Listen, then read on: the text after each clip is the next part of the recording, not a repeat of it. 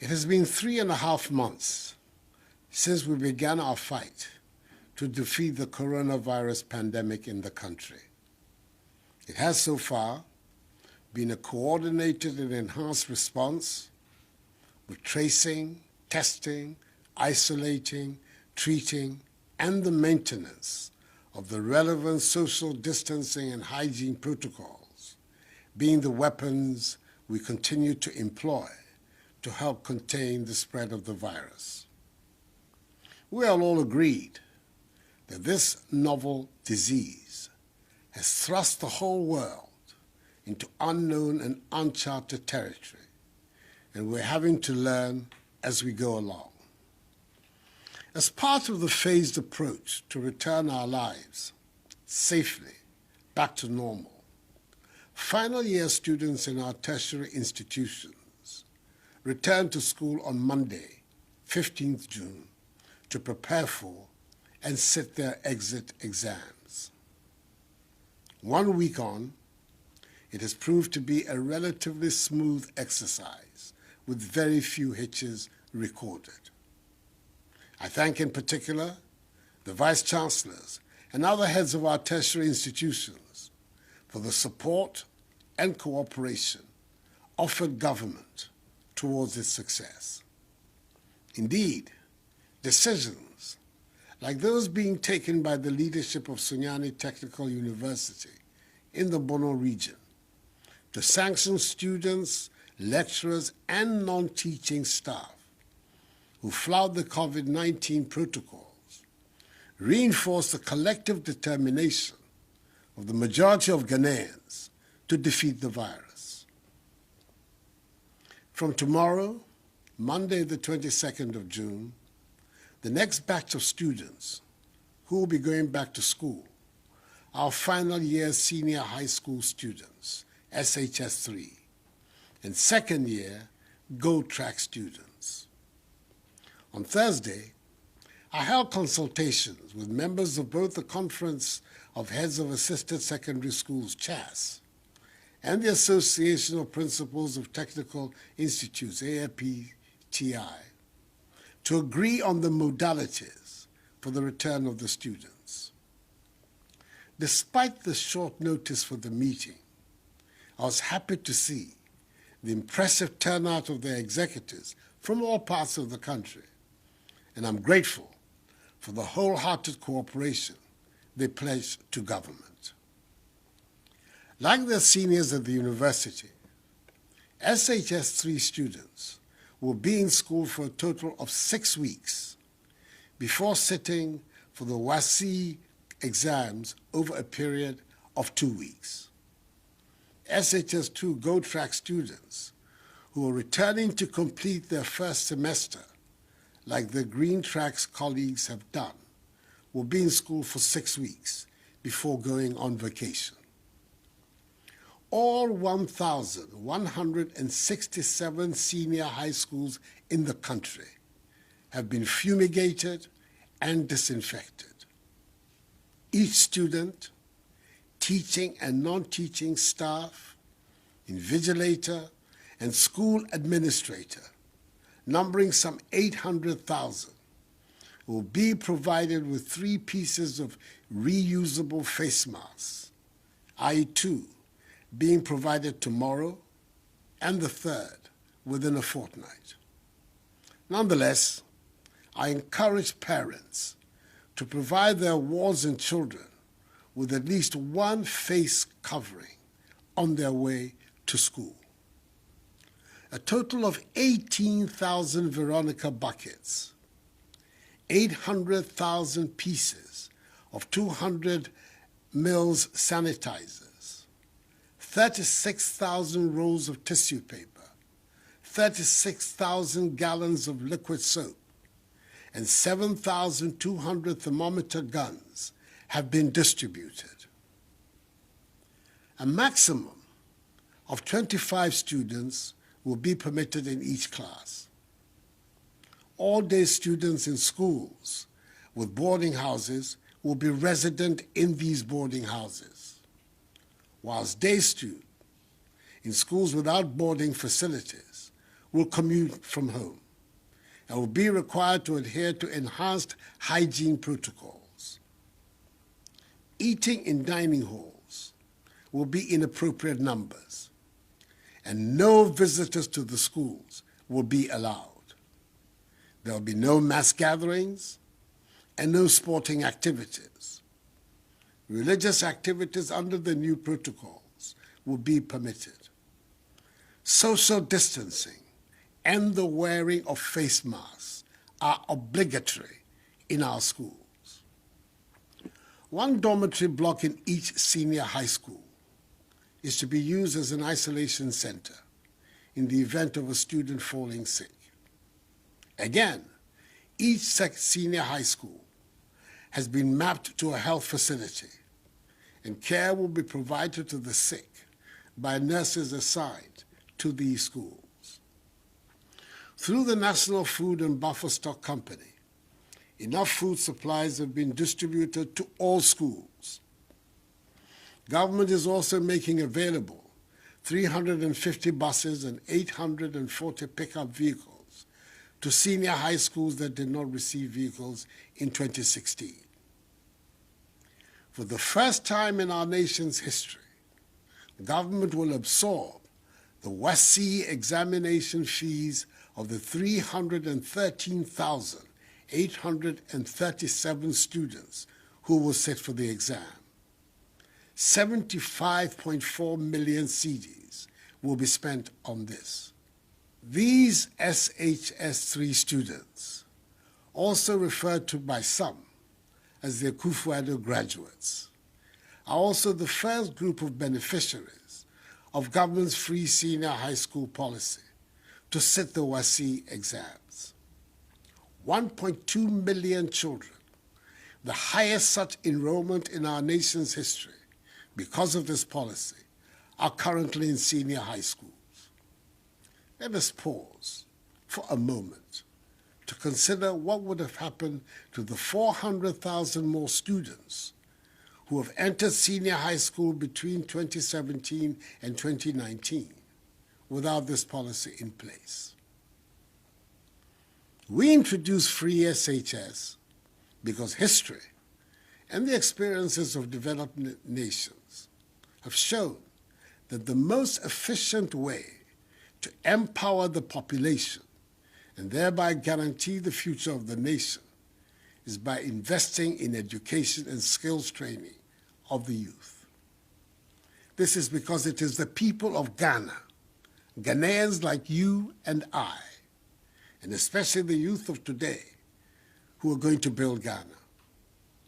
Without an educated populace, it will be difficult to transition from the status of a developing to a developed nation. Summing it up, that most noble Ghanaian, James Kwegyir Aggrey, said 100 years ago, and I quote, "I want all my people, my countrymen and women, to be educated, and thus render Africa indispensable in intellectual, spiritual, and commercial products of the world," unquote. I take this opportunity to assure all parents and guardians the government is determined to protect the lives of the 800,000 students, teachers, and non-teaching staff who will be returning to school from tomorrow. I will be the last person to put the lives of the Akufo-Addo graduates at risk. It bears repeating that they must all adhere strictly to enhanced personal hygiene and social distancing protocols, regularly wash their hands with soap under running water, refrain from shaking hands, and wear masks to protect themselves and others. These rules apply to all of us. Fellow Ghanaians, the experts told us right at the beginning of this pandemic that whether the virus spreads or not is dependent on our individual behavior. Someone put it graphically that the virus has not got feet and cannot move by itself, and that we humans spread it. The large majority of us continue to adhere to the protocols. Unfortunately, there are some who do not. Others have slackened, and an unacceptably significant number have refused to obey them altogether. In such an atmosphere, if we do not take care, the virus will continue to spread, which will lead to intolerable pressure on our health facilities and caregivers. Each one of us must be part of the fight to stop the spread of the virus. Our approach to dealing with the virus, as I've always said, will be informed by the evolving science and data. At the outset of the pandemic, the scientific community and the World Health Organization, WHO, on 12 January 2020, recommended two main criteria for declaring someone who was tested positive as having recovered from the disease. The first is that you no longer have symptoms, and the second is that you're no longer capable of infecting others. Initially, the scientific thinking was that as long as you continue to test positive, you're capable of infecting others. Hence the requirement for the 2 consecutive negative tests before you're declared as having recovered. This was the science that informed the guidelines that Ghana has so far followed. However, there's now new evidence which states that after 10 to 14 days, a person with no symptoms is unlikely to transmit the virus to others, even if the person continues to test positive. It is on this basis that WHO has updated its guidelines as published per its Clinical Management of COVID-19 Interim Guidance of 27th May 2020, quote, as part of the clinical care pathway of a COVID-19 patient, unquote. According to WHO, asymptomatic patients, i.e., those who have tested positive for the virus but are not exhibiting any symptoms after 14 days, quote, are not likely to be infectious and therefore are unlikely to be able to transmit the virus to another person, unquote.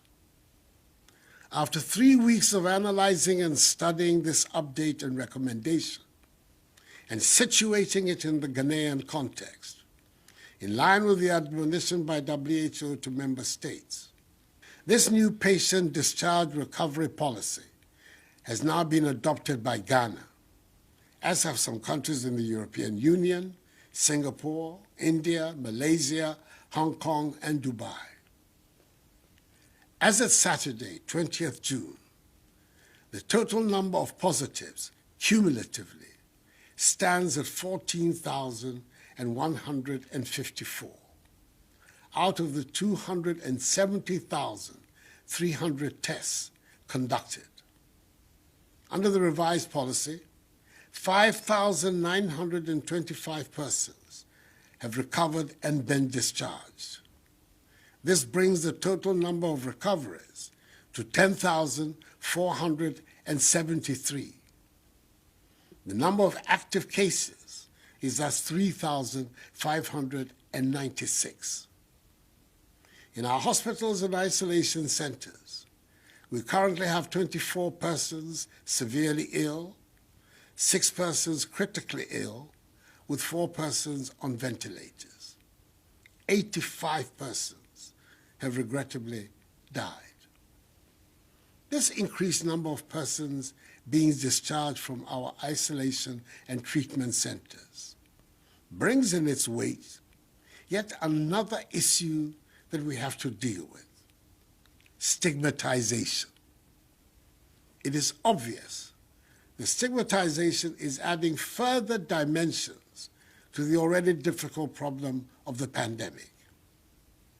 Part of the reason for the spread of the virus is the reluctance of some persons to admit they have tested positive and go into quarantine for fear of being stigmatized, and in the process, continue to be agents of the spread of the virus. Persons who test positive for the virus, once they recover, do not pose any danger whatsoever to anyone, because the scientists tell us that they can no longer spread the virus.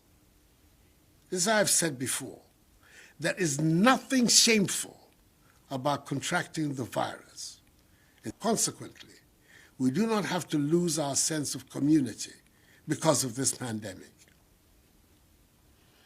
Fellow Ghanaians, in line with our policy of providing optimal care for the sick and reducing COVID-19 related deaths, government continues to mobilize holding bay, quarantine, isolation, and treatment centers across the country. I thank the Ghana National Association of Teachers, GNAT, for their admirable civic gesture of making available their facility in Ejoso in the Ashanti region, and the Catholic Bishops' Conference for agreeing to the use of their facilities across the country as isolation centers in the fight against COVID-19. These are timely offers which will ensure that our overall healthcare systems are not unduly burdened and overrun.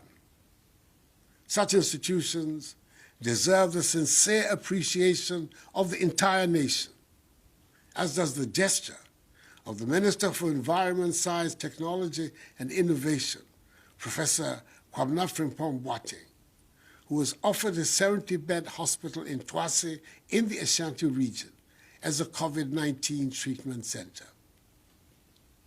As I indicated in my address to the nation last week, the great majority of cases are in the Greater Accra and Ashanti regions. For these two regions, I've approved further investment in the following areas: additional ICU bed facilities in Greater Accra region, a new treatment center for Ashanti region, additional laboratories to strengthen clinical care to allow for real-time results, more medicines, consumables, and equipment, and formal arrangements for a pool of specialist health professionals to complement the respective resident multidisciplinary health teams at various treatment centers. We continue to be indebted to our health workers and express sorrow over the death of Dr. Harry Owusu-Boateng, a pediatrician at the SDA Hospital in Kwadaso, Kumasi, and Sophia Addo, a nurse with the Ghana Manganese Company Hospital in Takwa, who both died in the line of duty. May their souls rest in perfect peace. I also urge the media to continue the positive work of public education they have been engaged in, especially now as restrictions are being systematically eased. Before I conclude, let me remind all Ghanaians, once again, that the wearing of masks is mandatory. Leaving our homes without a face mask, a face covering, or a face shield on is an offense.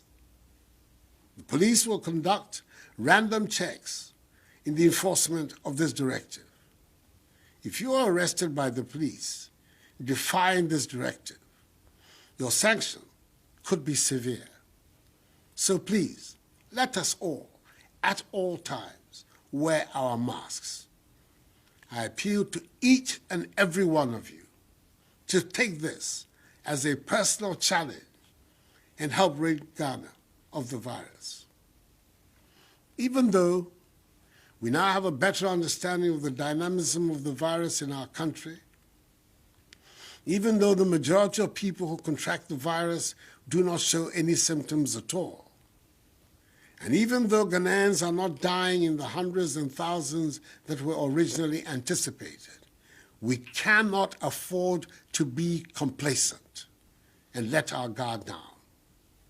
Let us remain focused and adhere to the enhanced hygiene, social distancing, and mask-wearing protocols that have and must become part and parcel of our daily lives for the foreseeable future. We can do it if we work at it.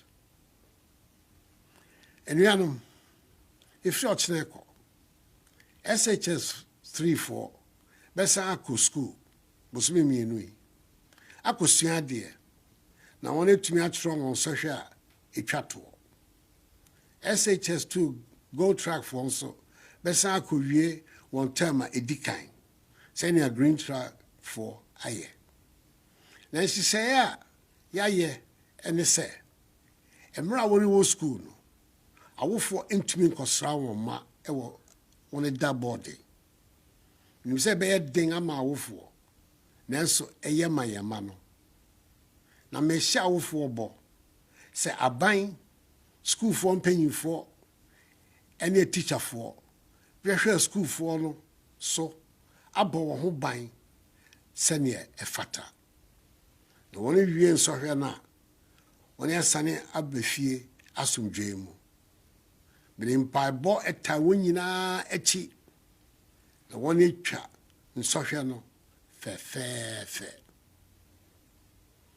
anyame me kejewo wo SHS 3B by school ka shi no jin enyo koni ameya kaseni ke ha ame exam SHS 2 go track bi hu baku amese ni amayagbe ametemena tomo green track bi le efe milake ibawa ka follow yake amenye ameasra amebiye no jenyo ne fe sinakai bahi ke ha wo school biye mi wo nyesiake government amachole onupai ke chole fe ba kwenye biye ojogba koni ka me gba am exam na ba kusa me ke basia ojogba mi sole ha me ni amaye nkunim.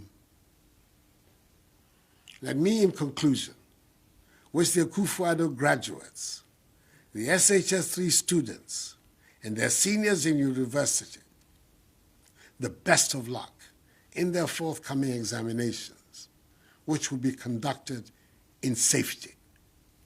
Ghana needs them all for her progress. May God bless us all in our homeland Ghana and make her great and strong. I thank you for your attention.